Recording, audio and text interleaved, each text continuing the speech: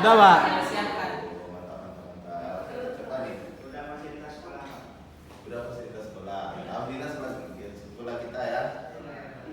Siap semua? Ini bukan semua ini. Enggak. Ada kecelakaan, Pak? Ada yang kecelakaan. Iya. 2 orang, Pak, adu camping. Iya. Adu camping. Iya. Oke. Coba lah kita absen dulu ya.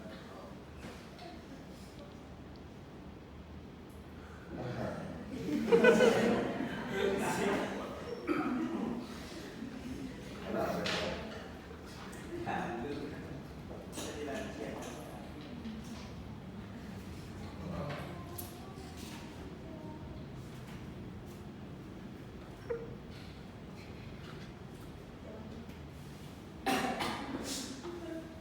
Baik, saya akan ambil absen. Ananda Bintang, Ananda Dipito, Abdi, Devri, Denisa, Fatmi, Febi, Eliza.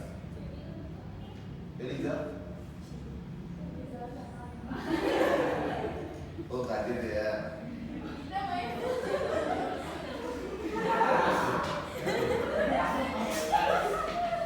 Hori Pratama.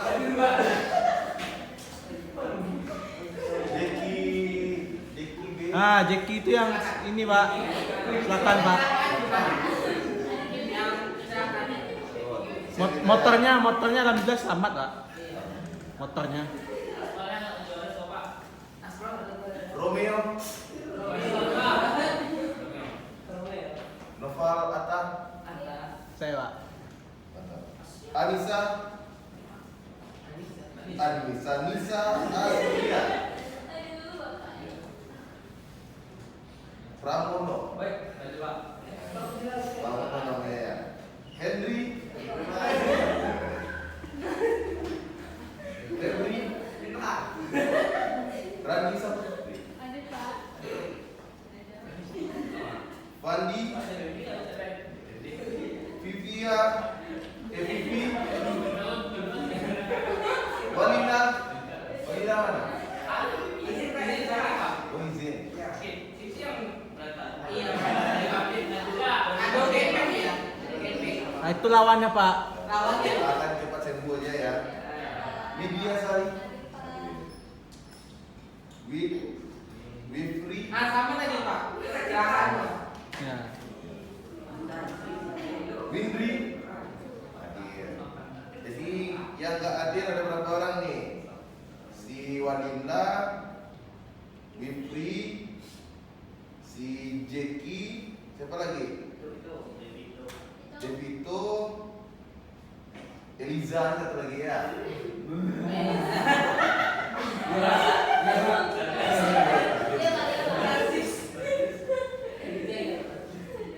So, ya, Bapak.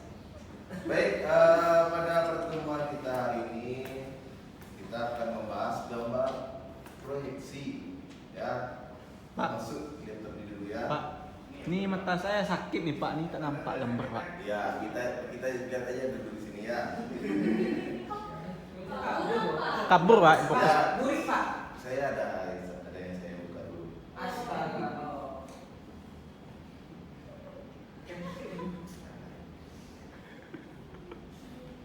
Nah, baik.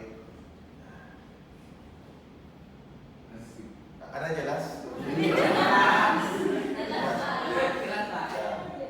Baik, pada materi kita saat ini gambar proyeksi. Pada gambar proyeksi ini ialah bayangan khayalan dari benda yang dipandang. Mungkin kalian tahu itu sebuah gambar. Pada gambar.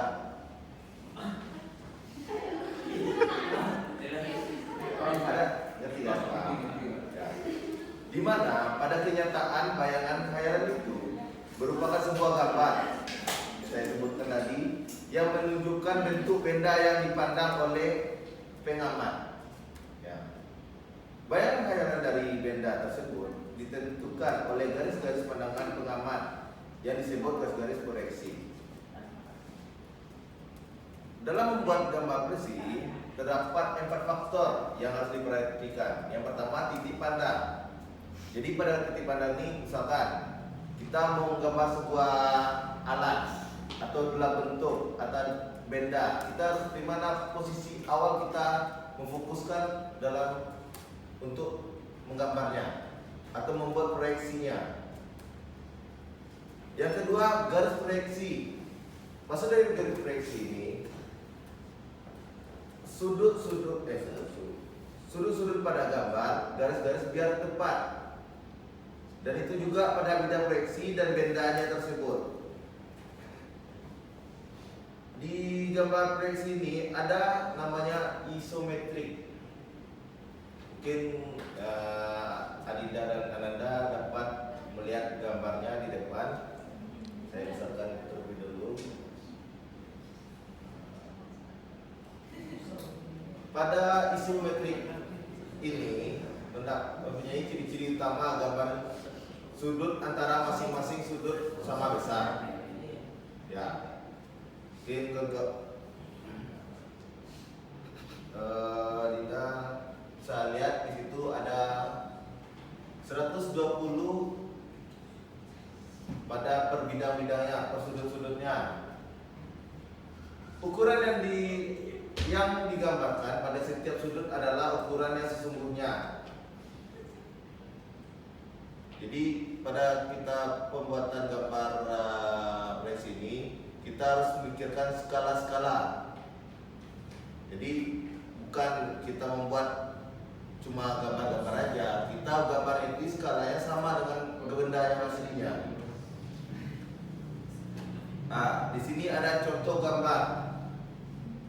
Mungkin Adinda dan Ananda dapat melihatnya. Di sini ada gambar per bidang-bidang dan per sudut-sudutnya ada ukuran dan sama persis dengan benda yang aslinya.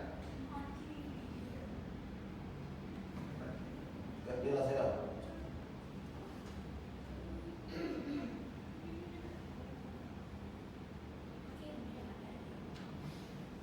Kalau di sini mungkin nggak jelas, ini namanya blok pengantri untuk trimmer.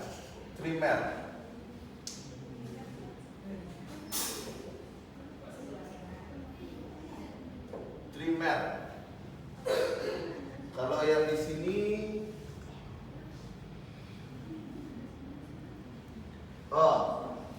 kalau di sini ini ukuran pada semua ini sama dengan benda yang aslinya. Lanjut.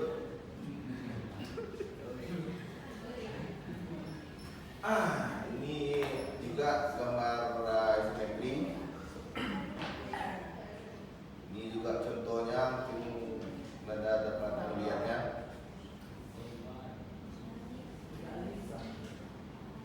Di sini ada juga dimetrik. Konsep dimetrik, yang pertama, objek terletak datar di atas bidang gambar. Yang kedua, bidang datar tegak lurus terhadap bidang proyeksi. Sisi depan objek sejajar dengan bidang proyeksi. Yang keempat, garis-garis proyeksi atau bisa kita sebut proyektor sejajar dengan bidang dasar dan tegak lurus terhadap bidang proyeksi. Yang kelima, pada metrik ini proyektor sejajar sesamanya. Ini ciri-ciri utama dimetrik. Ciri utamanya ada seperti gambar adalah sumbu-sumbunya membentuk dua sudut yang sama besar dan satu sudutnya ukuran tersendiri. Dua sudut yang sama besar ini adalah sudut yang terletak di kiri kanan sudut tegak Z pada gambar, atau di atas bawah sumbu horizontal X atau Y pada gambar. Besar sudut ini bergerak dari besar dari 9 sampai kurang dari 135 jam. Yang kedua, ciri-ciri lain dari gambar geometri adalah dua buah sumbu digambar dengan skala yang sama dan satu sumbu lainnya digambarkan dengan skala yang berbeda. Ya. Lanjut.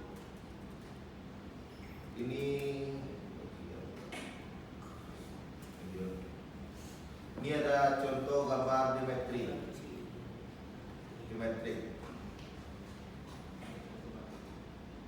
Oblik.